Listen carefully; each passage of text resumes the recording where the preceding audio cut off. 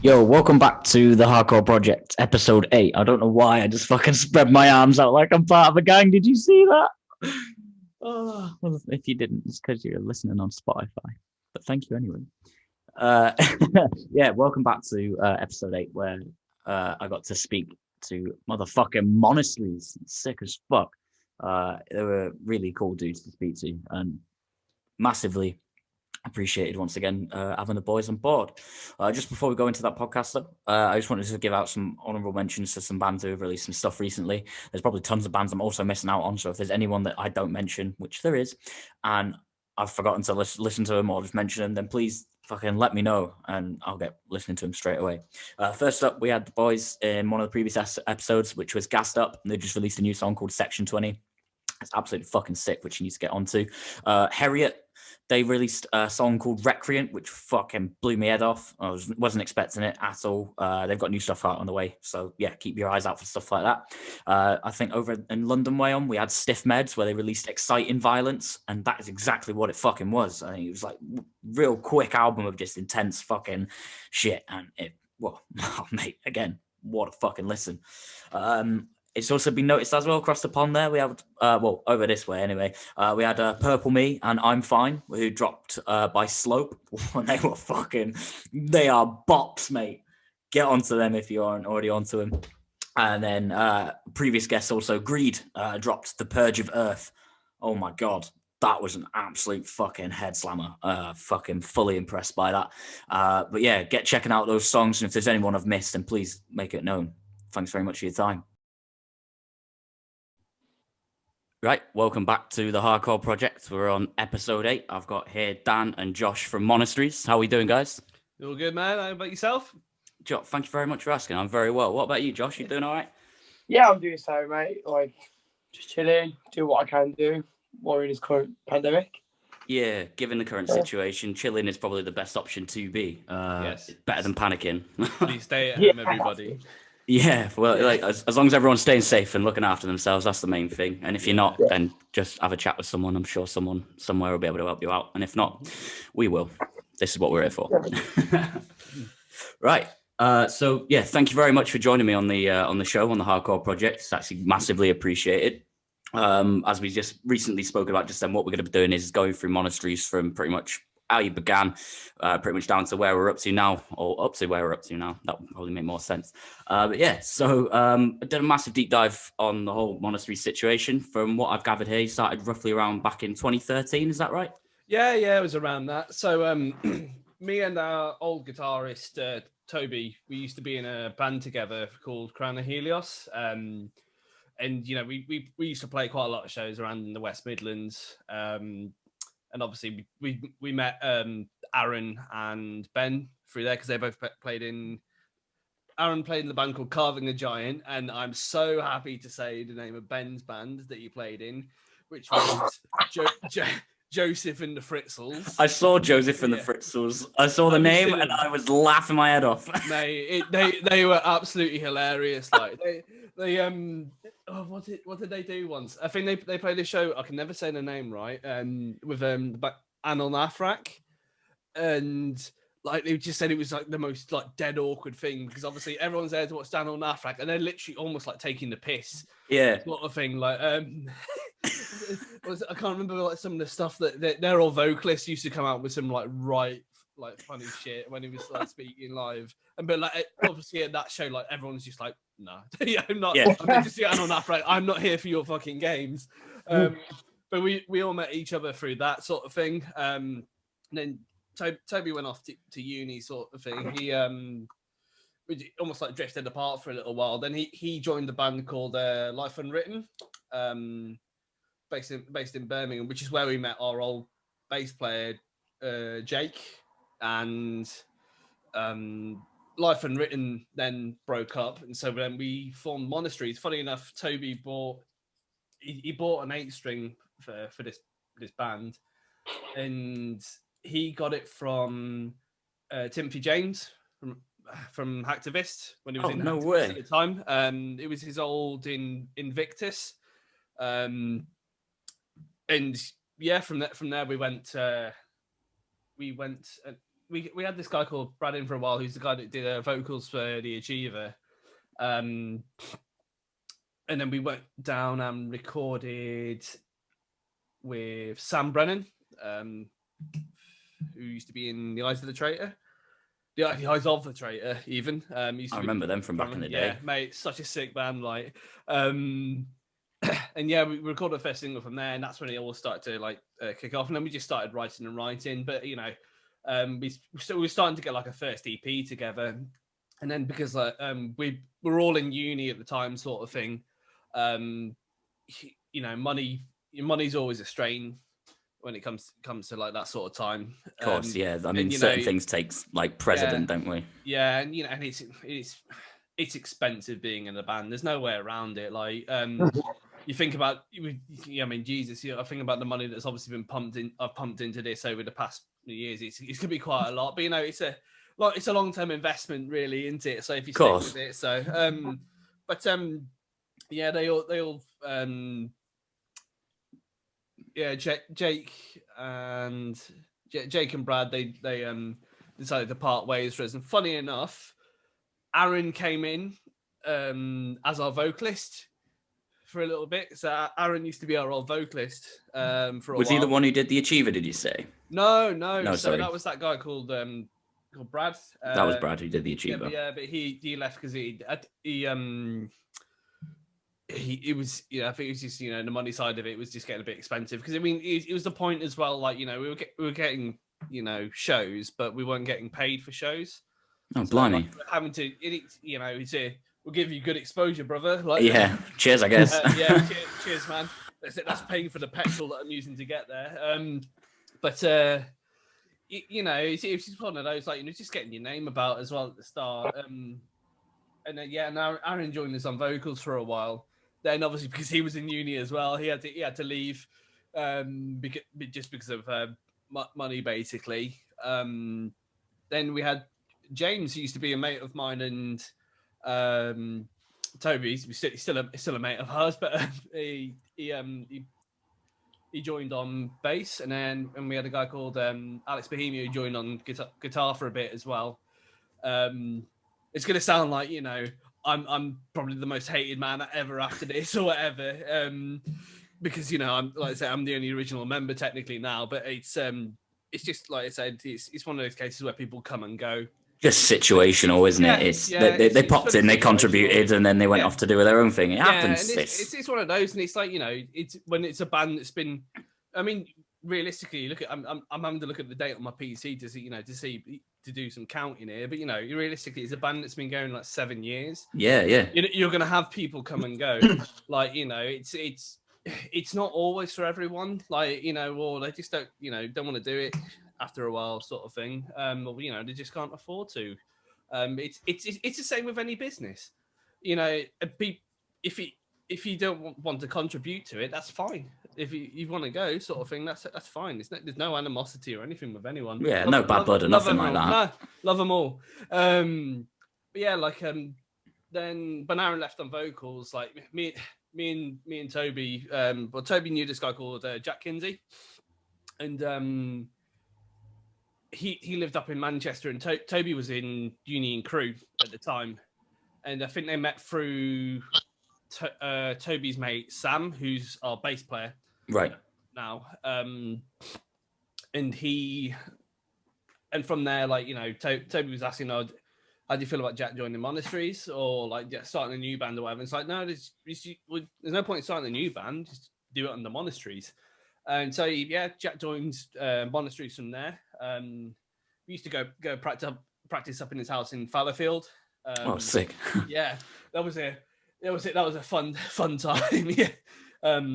Did you get many complaints when you were practicing as well? No, none at all. Everyone was a fan. Yeah, but the thing is, I mean, I think we used to like stop at like 10 o'clock, sort of thing. But so you're respectful. No worries, then that's fine. Right, yeah, kind of. Yeah, but the trouble is, it's Fallowfield anyway in Manchester. It's the student area. Yeah, student populated, isn't it? Yeah, so like, you know, if you're going to live there, as the mistake I made is when I moved up to Manchester.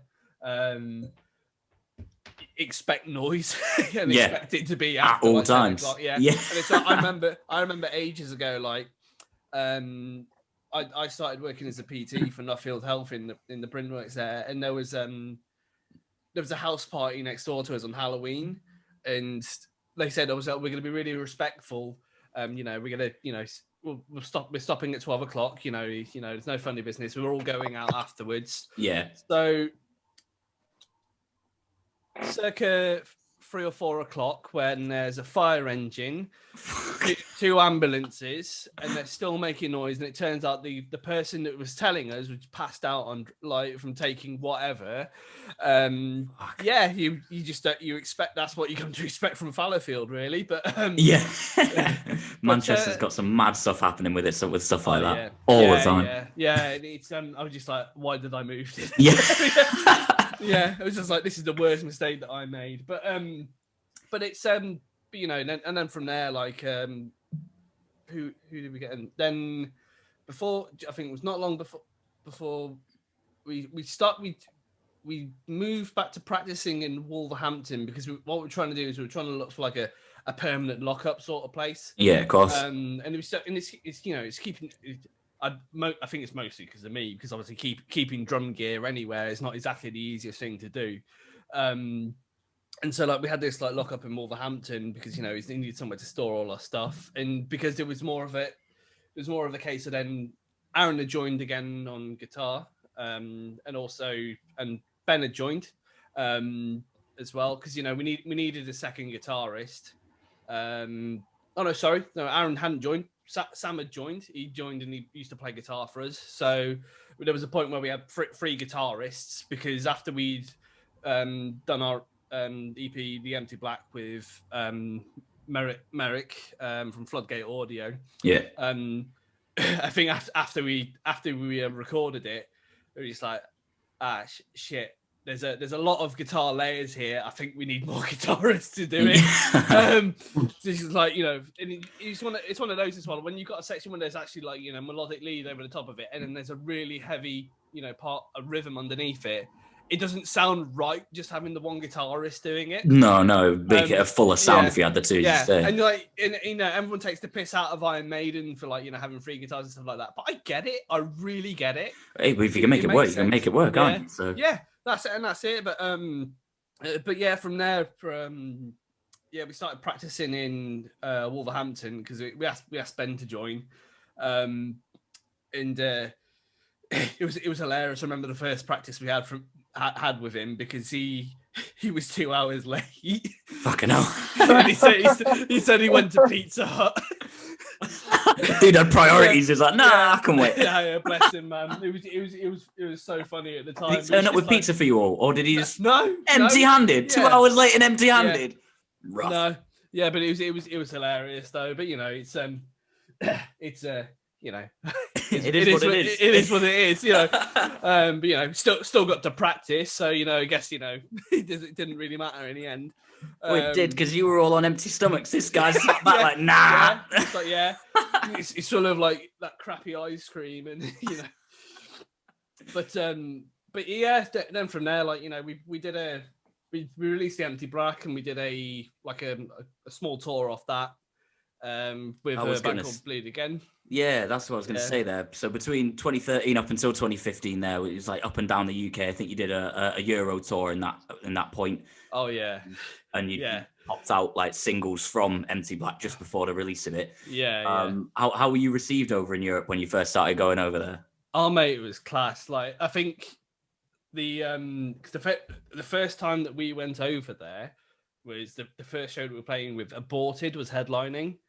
Fuck me. So and we were just like, what the fuck? Like, this is absolutely mental. But the story behind those, like, so we did that with Nick Silver. I think it was one of the funniest times that I've had in mainland Europe, because so we basically the guy that we had driving it for us, like, I'd asked him to get to my place, because I live in Shropshire and he was coming from Glasgow. Right. Okay. I'd asked him to get from my place to 12 o'clock, because obviously we're going to the Channel Tunnel for, I think I booked it for like 7 o'clock, and it's just like, I'm a complete stickler for time when it comes to shows, and I like to be there. Well, I mean, obviously, like this is a day before, but I thought it'd be nice if we went there a day before, and then we could just have a look around Liège. Of course, yeah, you're there then. You've got time to just sort of spare and check the country out, of course. Absolutely chill sort of thing. And he got to my place for about 5 o'clock, I think it was. And in all fairness, I mean, he's driving from Glasgow down to Shropshire, like, which is, you know, it's West Midlands sort of area, and then the journey like straight off. Yeah, and he's got to go all the way to Folkestone from there, and then from Folkestone he's got to go to Liège. So it's a fair old trek to do for one day, which is fair enough. But he got to mine for 5, and it's like he said he's like, you know, it's fine if you're like a bit late for the Channel Tunnel, you can get another one within the 2-hour slot. But then we get to Watford Gap, and his van breaks down. Oh, mate. And the worst bit is because obviously he got to mine for 5 o'clock. Yeah. And because he called the A. I think I'm not sure what. I think his fan belt went. But he called the AA, and they said they couldn't get anyone out to us until the next day because it was after 5 o'clock. Because the thing is, because obviously it was a Mercedes Sprinter, and usually, like, you know, they just go straight from the dealership, or they get the parts straight from the dealership, I think it is. So it's a lot easier for them to sort it, right? And obviously, but they're closed. Yeah, so, and so we had to stay like overnight in Watford Gap Services, but then the guy didn't come out until like 11 o'clock or something like that the next morning, and we were just like, this is a nightmare. Shit. We're gonna miss this show with aborted. And it was at the point, it was like I thought we're not gonna be able to play this or whatever, and like so I thought, you know what, fuck it. And there was a Waitrose in like the Watford Gap service stations, and it was 2 for 10 on like bottles of champagne. So I was like, you know what, fuck it, I'm getting these. I'm just gonna drink. I'm just sat in Watford Gap service station, like drinking bottles of champagne at 10 o'clock, and I just thought, this is like, you know, this is gonna go shit. And you know, just having a few drinks. Like, we did get on the way, did get through the Channel Tunnel, and we're on our way to the show. And literally, there was shitloads of traffic as well going into Belgium. Man. And I think we got there like, I think it was like 30 to 45 minutes before we were supposed to play. Fuck me, scraping the barrel, like. Yeah, it was so bad, and then when we got there, the promoter was chill as shit. He was like, yeah, Scott, man, do you guys want a shot of Jaeger? He's like, yeah, fuck it, why not? I'll have to stop you there. I've had 4 bottles of champagne now along my way. I don't want to be too done in. It's like, yeah, why not? Fuck it, yeah. And you know, we got there, and we're all a bit like slightly pissed, and and this guy goes to Sam. He goes, "Oh, you guys are Monasteries. You're really late, you know." And because we were all a bit like, you know, half cut, and also just a bit like, you know, frustrated that we got SLA. And he just turns to me and goes, "Yeah, well, mate, shit happens." Like, it was aborted's vocalist. No fucking way. Yeah, I was just like, oh, he didn't know, and then he saw him on stage. I was like, oh fuck, it's me chatting shit, and then oh man, and then it was just, but like it was a fucking great time. It was one of the best like times we had, and it was so chill, and everyone was so nice. Like, but then we I just remember, it was hilarious, like, because I was absolutely hammered. I mean, we stayed somewhere like in. It was like this like farm sort of place in the middle of like it was one of these places like it's I don't know how you describe it. It was like a B&B sort of place. It's one of the guys that was mates with that was driving with us. He knew, and I was absolutely hammered. We went there to go to sleep, and then I woke up. I felt absolutely fine the next day. And, oh, beautiful! And we got a massive continental breakfast laid out for us, and this is sick. Yeah. And then we went on to a place called Koblenz, which is probably the funniest night of my life, like without a doubt. And I hate, you know, comparing like, you know, the UK to mainland Europe when it comes to like, you know, hospitality, but oh my god, they really are so much more hospitable than us. I don't know what it is. It's insane. Like, you know, when we got to Koblenz, like the place we were playing, it was like a youth club, and you know, there was when we got there, there was like they had a place for us to sleep upstairs, and there was like a half fridge, and it was full of all different sorts of beer, waters, and everything. But not only that, in the green room downstairs, there was a massive fridge full of crates of beer as well. Fucking hell. And yes. it's like, this is class. It was like, this is so good. And the best bit is when we emptied the fridge downstairs, they came and filled it up again. Oh my God. And so, it was a class night because we were doing a tour a little tour with Next Silver at the time. And so then we went out afterwards, and the promoter took us to this, like, he was like, hey, we'll go out to this like rock club sort of thing. And, you know, are you from Manchester? Well, so originally Bristol, but I pretty much live in Manchester. I'm just outside. Yeah. I'm in Wigan, but yeah. Oh, cool. So, but like, so when they said, you know, who's gonna take us to rock club or whatever, I thought, okay, it's gonna be someone like Satan's Hollow. Yeah, of course. And just like, and so we get there, it's like this heavily smoke-laden club. Yeah. Right? And they're playing German covers of ABBA. What? I was like, okay. Yeah, sure. Like, you know, why not? So we just went with it, and I went out and I went on a phone call for about 45 minutes, and in that time, when I came back and I was trying to speak to Ben, I couldn't understand a word Ben said because he was that hammered. Like, and this was in 45 minutes. I literally just pissed myself laughing because I just couldn't understand what he was saying. But it was hilarious. We all just got absolutely like pissed, and then we all just somehow separated into the night, and then like out of nowhere, the guy that was driving us, like he just appeared from a bush. Random appearance. Yeah. Oh yeah, it was absolutely hilarious. Like and you know, we just absolutely, you know, gone. And then obviously when we woke up the next morning, it was just absolutely hanging, and we had to go play this show in Amsterdam. And I think that was definitely the funniest show of my life. Like afterwards, I like literally on the drive back, we were absolutely crying about it. So I think I might have the name wrong, but I think it was called the Rock Cave. It's probably not the Rock Cave.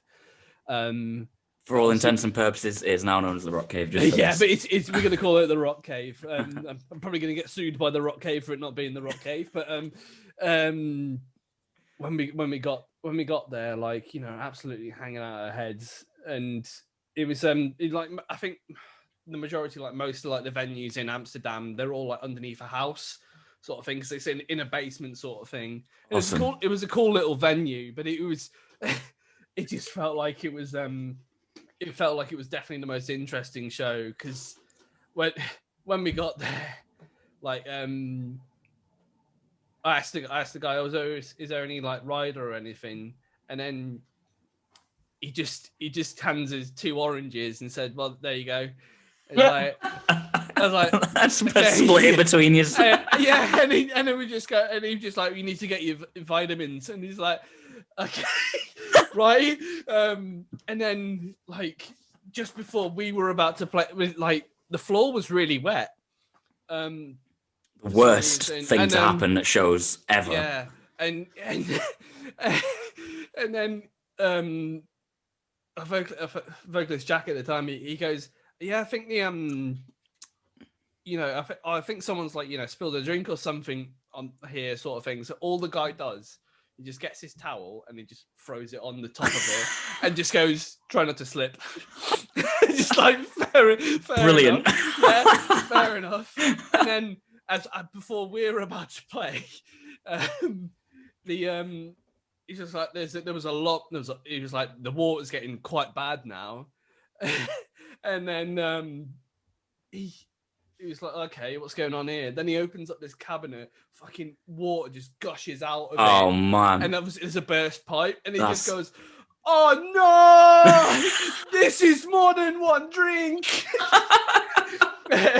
And we're just like, what the fuck? We tried telling you, mate. Like, yeah, literally, and like, gave us a fucking towel. Oh yeah, and then like he was doing all his best to like try and stop it, and like we had to delay playing our set for like 45 minutes, but then we were just like, we're gonna have to start playing because it's gonna get too late otherwise. And so, like, whilst we were playing a set, he's there in front just mopping up all the fucking water. Don't mind me. Yeah, and it's hilarious because like he had these like the cabs were like built into the wall sort of thing. Oh right, okay. And so like, but we couldn't use ours, so we had to use his, and then Ben's cab stopped working and was getting no sound. Man. But the guy had finished mopping up and we were like halfway through a set at the time, and he just stood there watching us, like he was just from the bar, and he was just like, okay, yeah.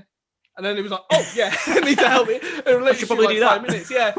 He just comes in, reaches around the back of me, and just goes do like that, and we can start playing again. And we're just like, oh my god, this is something else.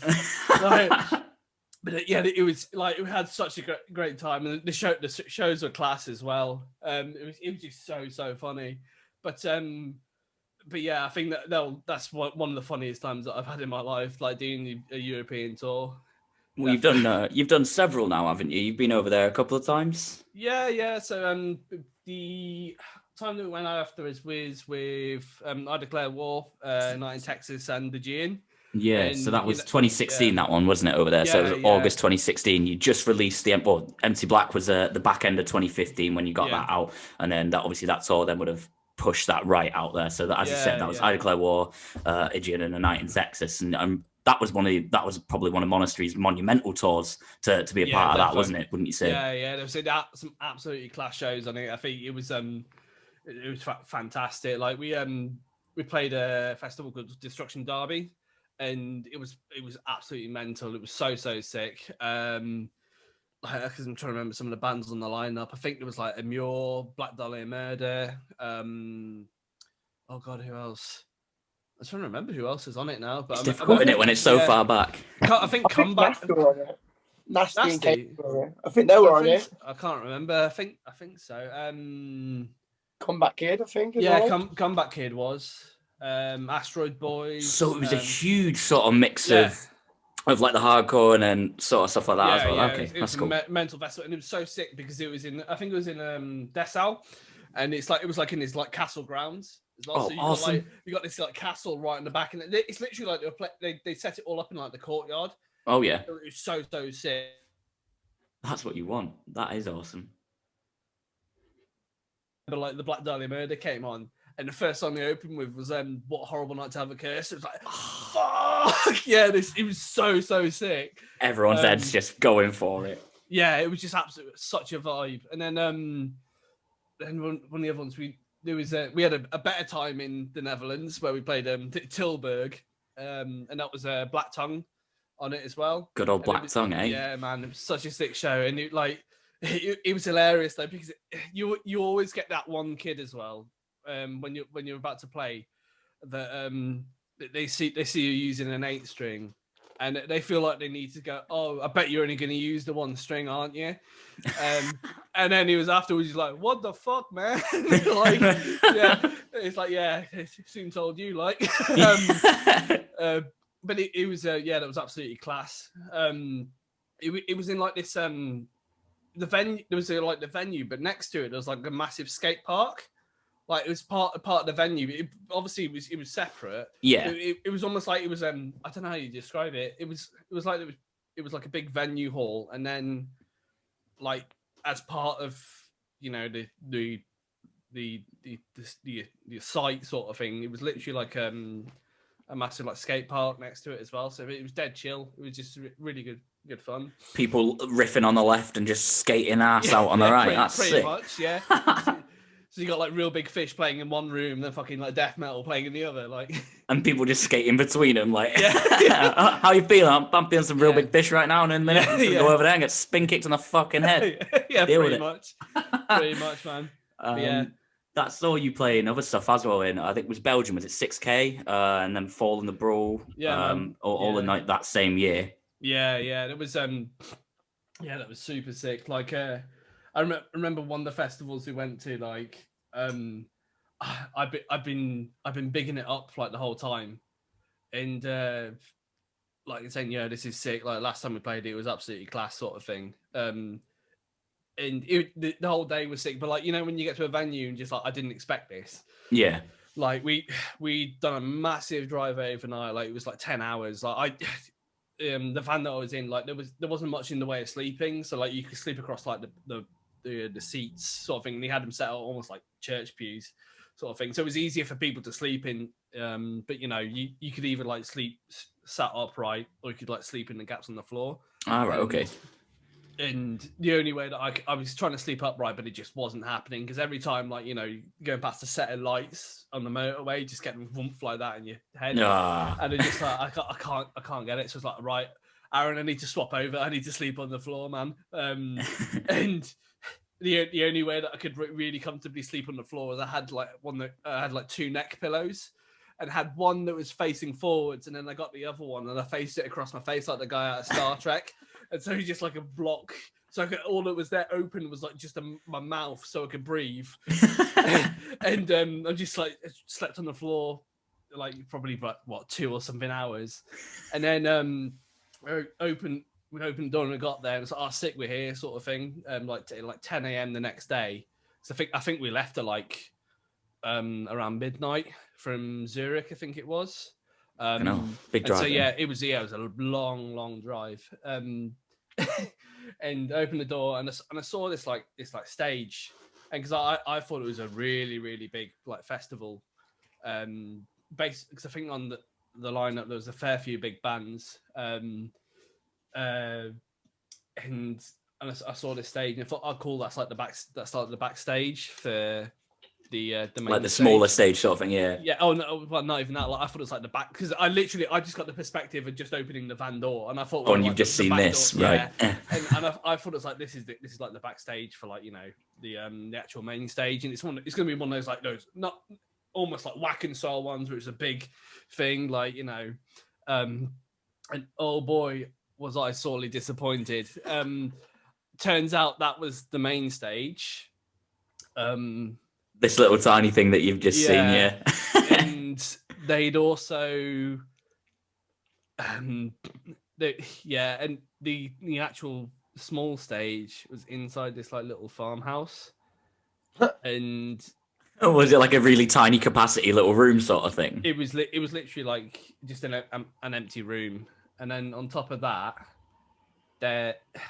it was the middle of like summer, and it was like 30 plus degrees, and it was absolutely boiling, and they had a leaf blower for the room, for the circulation of cold air, and there was one toilet for the whole festival. Oh man, and that's bleak. This was day 2, and I opened the door and I'm just like, I think I prefer to shit myself at this point, if I'm honest.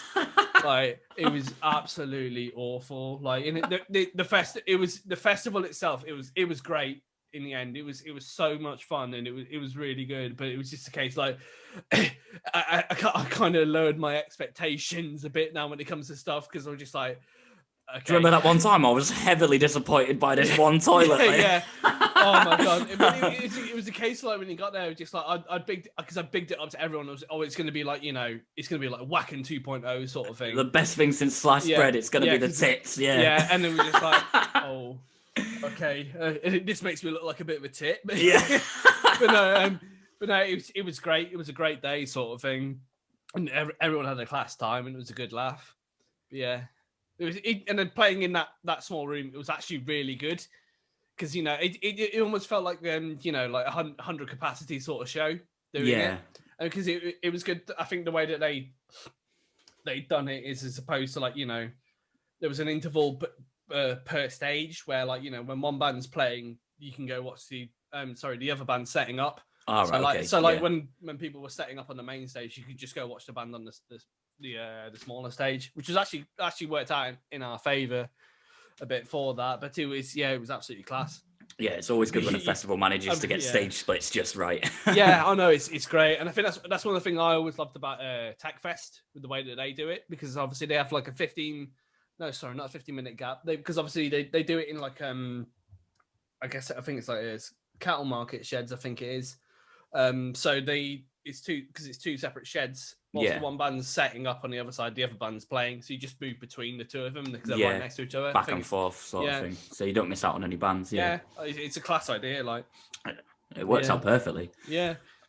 No, I know. So going from there, that was like from, as I say, 2016, 2017. So you're touring quite extensively, and then pretty much towards the end of 2018 is when pulmonary failure started to come to be. That saw you again going. Got quite a few shows along the way there, and you played with some massive bands over those years. I've written down. I've got here. So when you first began, there was stuff like Demoralizer and the Argent Dawn. Yeah, man. And then you went on to, as I say, it was I Declare War, Igian Aborted, Slaughter to Prevail, Arcranius, A Trust Unclean, Venom Prison, Chainsaw Castration, big up Chainsaw. Sam, he watches this every now and then, and I always mention his band. I don't know why, he's not even part of them anymore, but I always sort of go, you did that though. It's like I like to remind him. Practice near us, I think. I think they are Manchester based, and same with Visions of Disfigurement as well. Yeah, I know you guys play with them. Brunswick Mill, because we used to have a lock up there. Ah, there you go. Yeah, so that's why you. That's probably why you probably heard each other every now and then through the walls. Yeah, Like, what the fuck are you playing? Nah, what the fuck are you playing? Yeah, it's hilarious because, like, you know, it's such a distinctive thing to hear. You just hear the dun dun of just another room. It's just like Friends. yeah. It's just like it's a bit different. Just hearing today's gonna be the day. We're past it now. Yeah. Now they're doing it heavier. So what I was gonna quickly mention then is when is it that you actually joined the band then, Josh? When is it you became a vocalist and went from there? Oh, I can't remember what year it was. I think it was like sort of like back end of 2018 maybe. But I know I was in the band for like a year before I even got announced. But like, long story short, how I got my introduction to the band was I saw the band when they supported Virgin's Crown a night in Texas and really sat in. I can't remember what year that show was. I think it was 2017. Yeah. I think back then I was like 7. I was actually probably like maybe 16, 17 years old. Like, I was really young. And then forward on. What's funny enough about that show is when I left the show, my friend was like, "Oh, you just started screaming. Imagine like if you ever joined Monasteries." And I was like, like laughing it off. Yeah, as you would, because you wouldn't think about it at the time, would you? Like, yeah, whatever. Yeah, and then like a few years down I gone on a night out. I meet Ben and Aaron for the first time at like an afters, and then I never see him again until Monasteries needed like a new vocalist. And like, funny thing is, like, my friends pushed me to go do it. Like, I weren't like, didn't really have the confidence to go, "Oh yeah, man, I'll do it," because like in my like as I saw Jack Kinsey was like a big thing at the time.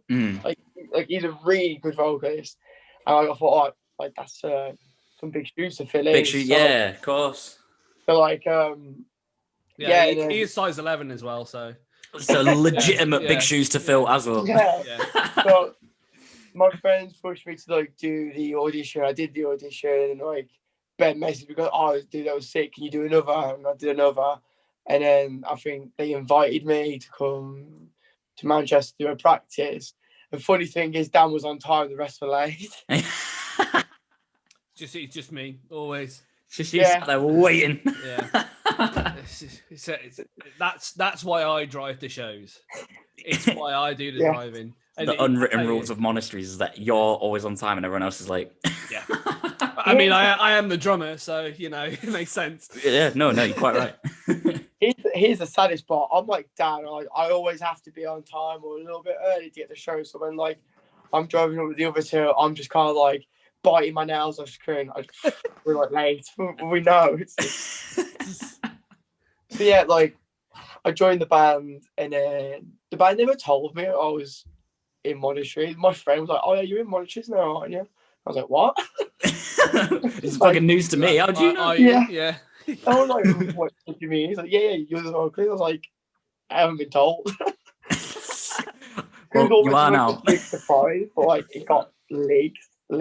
Funny enough, so like that was hilarious. And then we released Oxygen Debt, and that was like insane to me. That was really well received.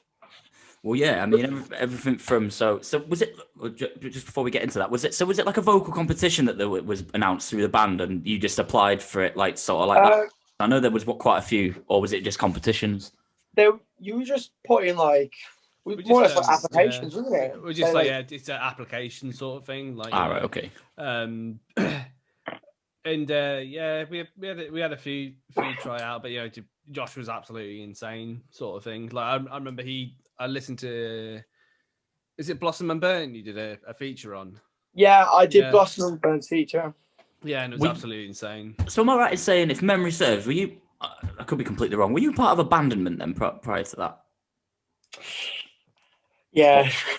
That's all right. We won't go any further. I'm just thinking, putting names to faces now, because I remember when Blossom and Burn put that EP out, and it said Josh Davies, and I think it just said of your previous band at the time, but obviously now you're of Monasteries. Yeah, I remember I recorded that feature. Shout out to Harry Potter as well. I recorded that feature, and at the time, I couldn't see my future in a band like anymore. Like, it was just like that band you just start off with, and it's just you step into like the music kind of like scene kind of thing.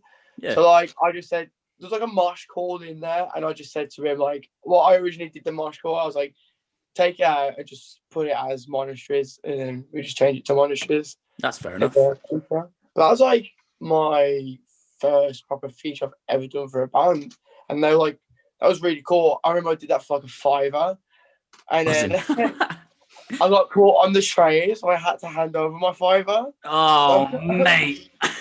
So like, fucking hard earned this, lad. You fucking look after it. Yeah, it's gonna be for my chippy tea. Yeah. Oh, mate, denied. So you were from Oxygen Debt onwards then. That was the Josh approach from there. Yeah, that was like all me. It was wild. It was like surreal to me because like I saw this band when I was like 16, 17, and I was like just turning 19, and I joined them. Yeah. And at this point, like I didn't have any like much show experience, like equipment experience, and like I wasn't really like at the level I was now with vocals. I was still like learning. Of course, yeah. I mean, you're always learning, aren't you? It's one of those things with vocals. It's sort of, well, with any instrument really, you're always constantly learning. But I know vocals for a fact are one of the hardest ones to learn, especially when you're doing the stuff that you're doing. Because I know you're, aren't you going through was it a vocal coach thing? Aren't you part of the team now? Did I read?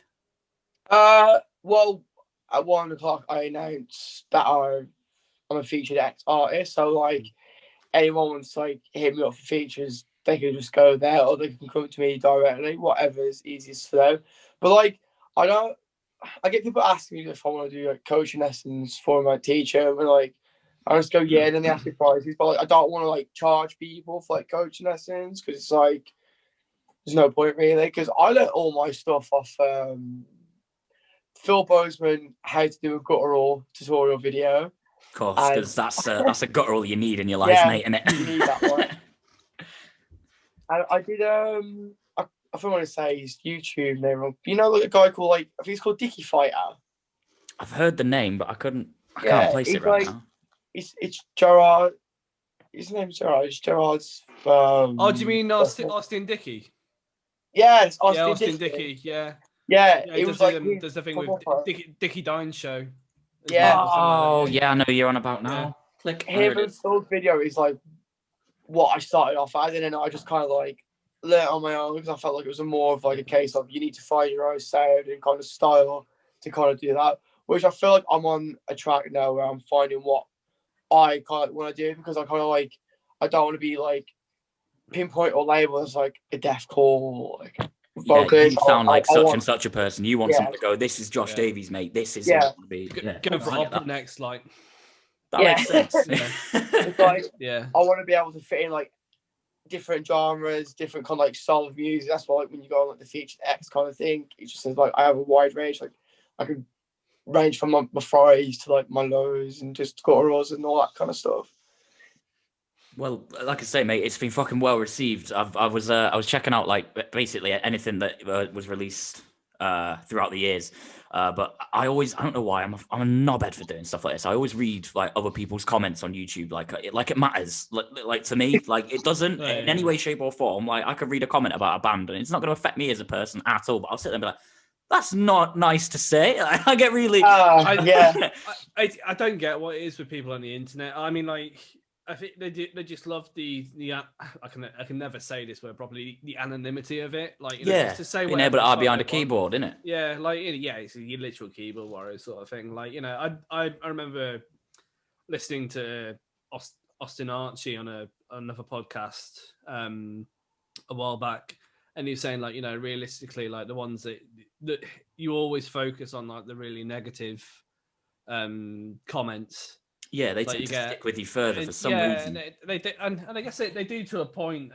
But I think the I just tend to block them out and just always look at the good. I mean, it's not obviously like because the thing is with a lot of the ones that are always shit comments, they're just ones that they're always just trying to bring you down. There's nothing constructive about it. Yeah, if you've got nothing constructive to say, then just leave it behind. Yeah, exactly. Like it's just like so like I never really pay attention to him. Like I've seen ones where like there was someone on like a playthrough that we did, and he said something about all that extra like drum padding in, was it the bass drums? Yeah, it must be really helping or whatever. It's like what's that got to do with it? Yeah, like, out of everything that you could have chosen to speak about, you chose this. Yeah, I just like, and I just thought about it. It's like, mate, like I've got triggers, like I'm why the fuck would I? Oh yeah, let's just take all the shit out of my bass drum to make it as reverby as possible, so my triggers just fuck up for the whole thing. Then I'm playing. That's what fucking blokey wants over here. yeah, let's do that. Fuck it, yeah. And it's like it's my favorite guy. It's he's the guy that's he runs this page called acoustic only, like drums. His name's like Chevy Doombeer. Quick shout out to this guy because he messages nearly every band when they release stuff, and he says the same message saying greetings. Has Monasteries ever used real drums and no samples or like click tracks in their recordings? And he does it to every band, and then obviously when they say no, he shits on them saying, "Oh, you're a fucking poser," blah blah blah, etc. And like, but it's hilarious because everyone's cottoned on. And so the last time that I spoke to him, or like this, on the band page, I just literally just sent him the B movie transcript, and like I got to the point where I think he blocked us, but he does it like to loads of bands, and they just all rip the shit into him because he's literally like, I think I don't know if he's a troll or not, but he literally like there was an Iron Dissonance record that he really liked. Yeah, but he had a fucking sick band, and he.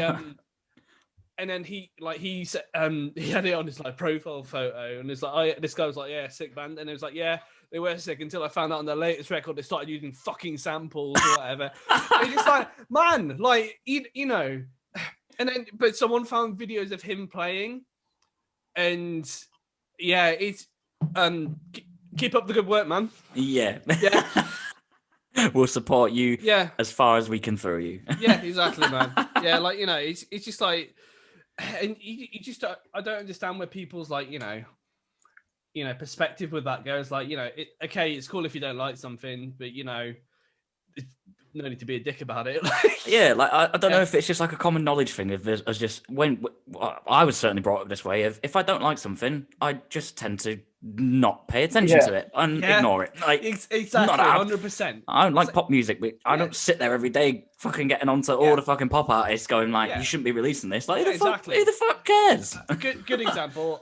I can't stand Katie Hopkins. I think she's an absolute prick. Yeah. You don't see all over my timeline or me commenting on all the shit, going, you're a fucking awful person. You shouldn't be alive.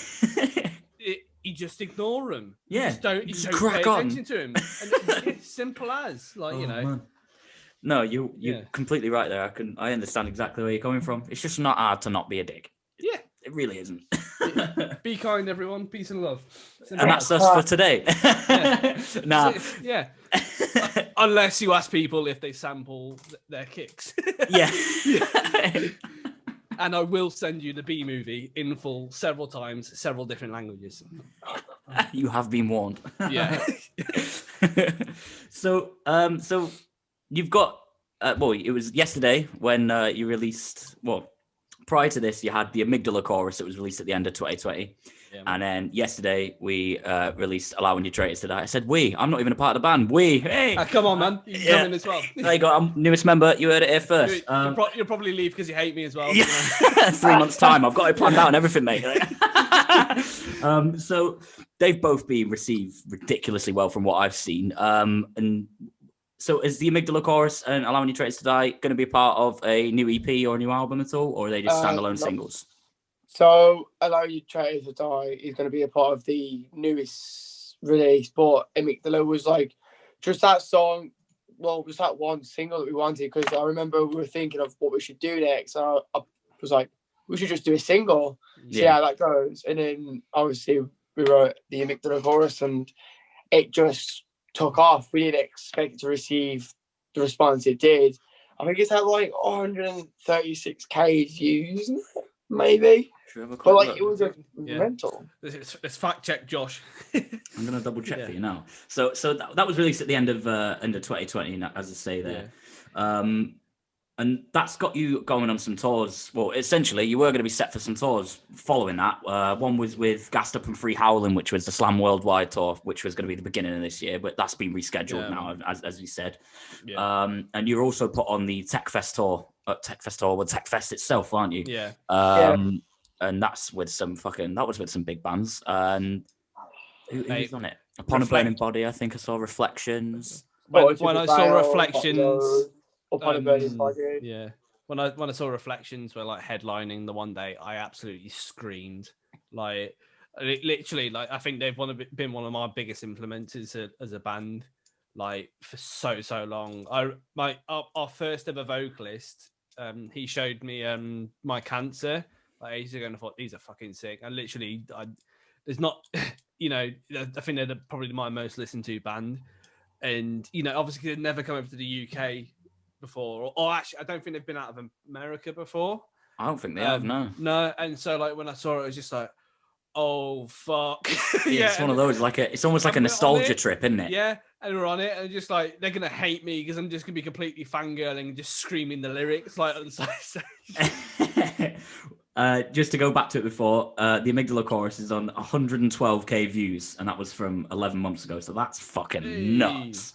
That's insane. So yeah, I mean that just goes to show that there's that, and obviously your newest song is fucking. They're just taking off. So as you say, you've got so the newest song, Allowing Your Traitors to Die, is going to be part of a new EP. Where are we up to with that? Are we still in the recording process, or have we written it all? What are we saying? It's all ready. It's all ready to go. It's coming. It's coming. You've just got to wait now. Yeah. Patience is key. It certainly is. And also saw recently as well, signed to Seek and Strike. That's some fucking amazing news for Monasteries, isn't it? It's so humbled. Like, it's one of those, like, it doesn't really feel real more than anything else. And then you got, like, obviously being on the same, like, label as Upon a Burning Body, like, bands that we used to listen to when Josh was, like, 10 years old or something like that. And, and I was 20. We joke, but then again, there's a massive age difference between us. Like, but yeah, it's mad. Because I remember my mates showing me stuff off their first album. I can't remember what the song's name for the life of me.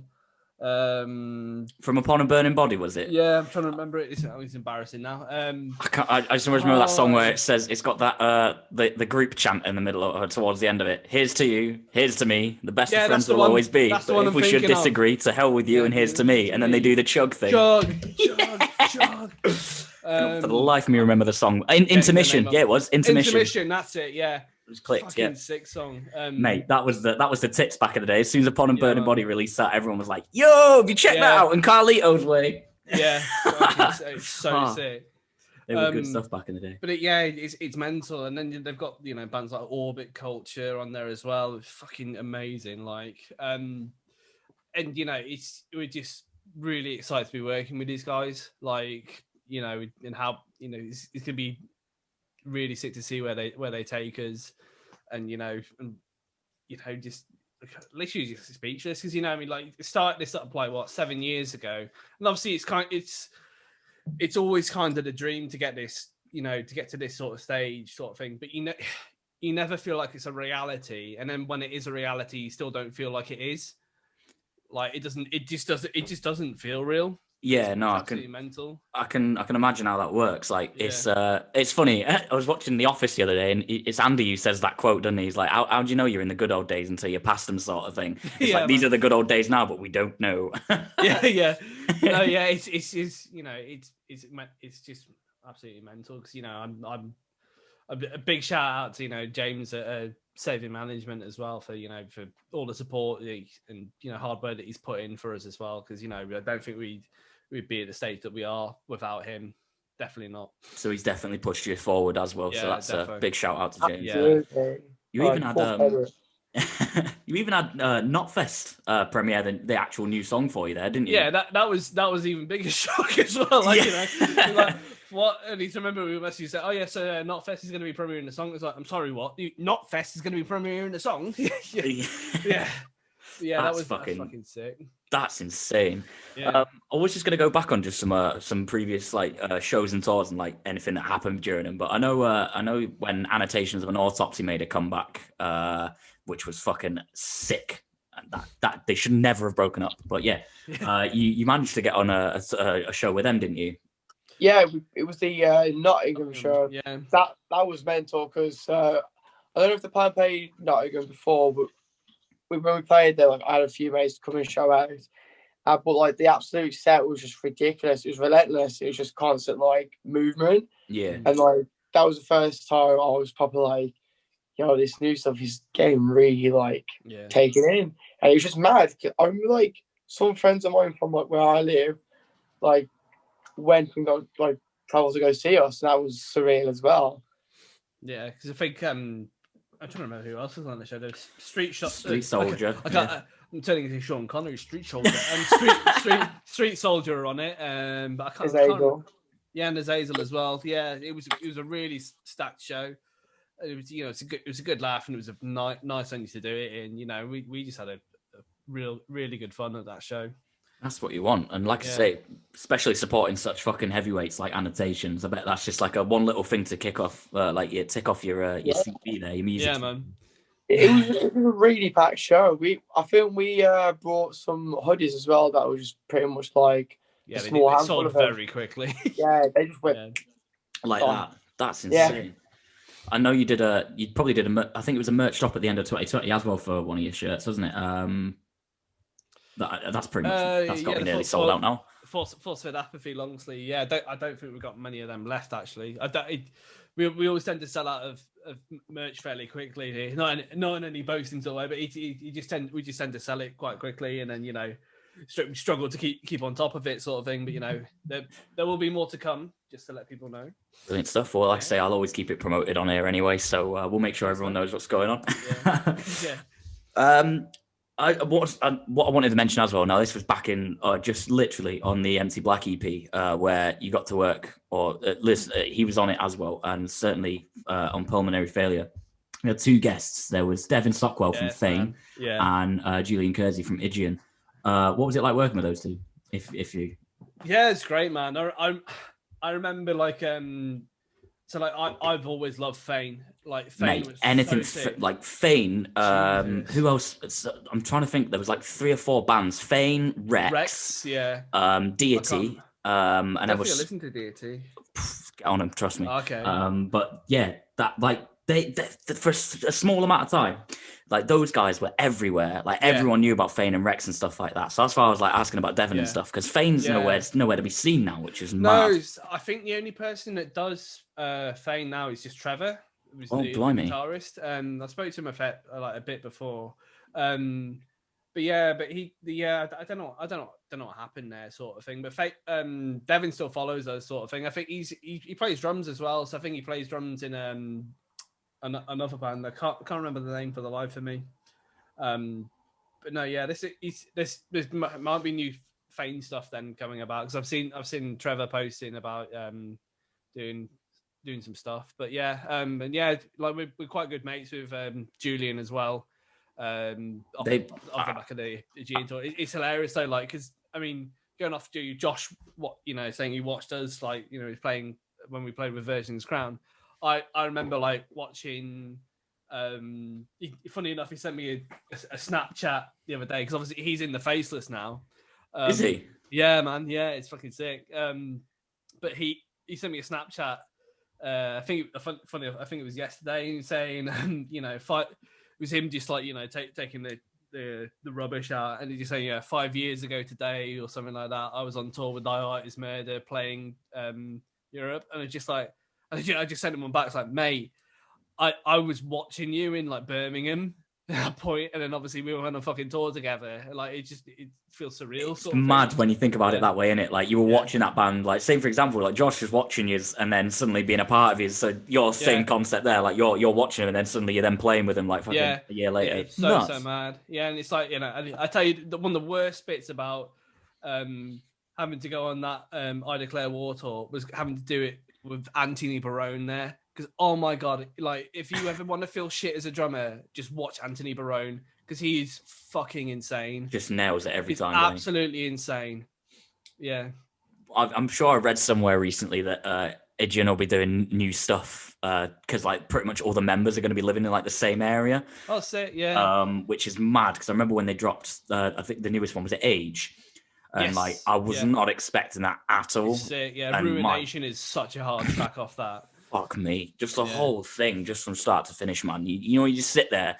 I love really to do chill, that. isn't it? Like it's one of those. It's like it's the heaviest shit ever, but it's also really chill. It's like listening to Fallujah. Like it's the like, contrast so of having the heaviest heavy, but the just the chillest chill within the meat, like the same album, man. You just think, that's genius how you've managed to put that together. Yeah. Fucking insane. It's just all screaming, isn't it, mate? Like, that's all we know. I don't like it. Like, have you heard the music though, mate? Have a minute. Never take it on board, man. It's that is ignorance is bliss for people. Yeah, innit? Yeah, folly, man.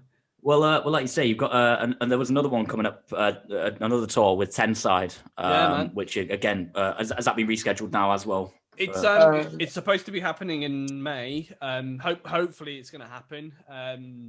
Yeah, it's just one of those, especially with stuff at the moment. Just got to play it by ear, haven't you? Play it by ear. Like if it happens, we're really happy for it to happen. You know, and the good thing is, if it does happen, I can imagine those shows are going to be absolutely ram-packed. Well, and, it's going to be so good fun.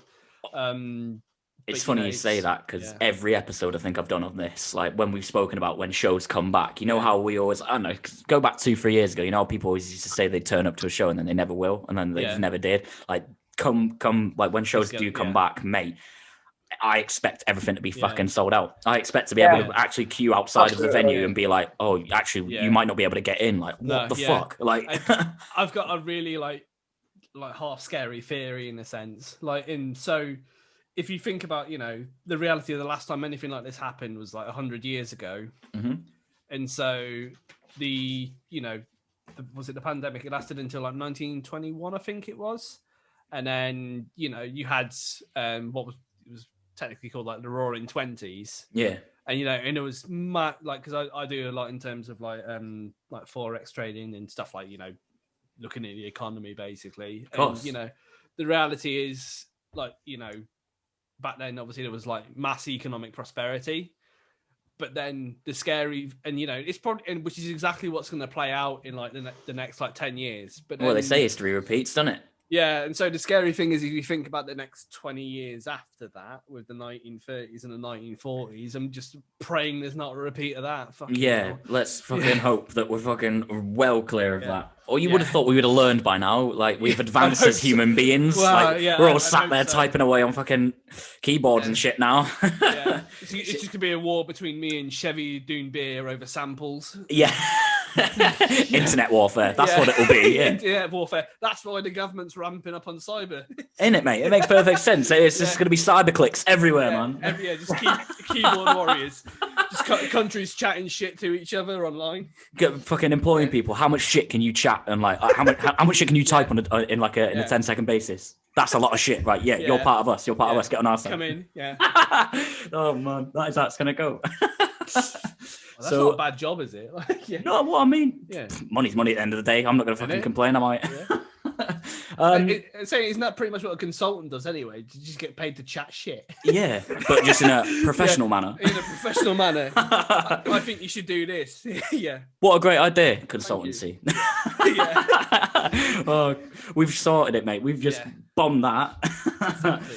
But yeah, so new EP then is going to be. What have you got dates yet as to when that could be out, or are we not allowed to know? April 23rd. April 23rd.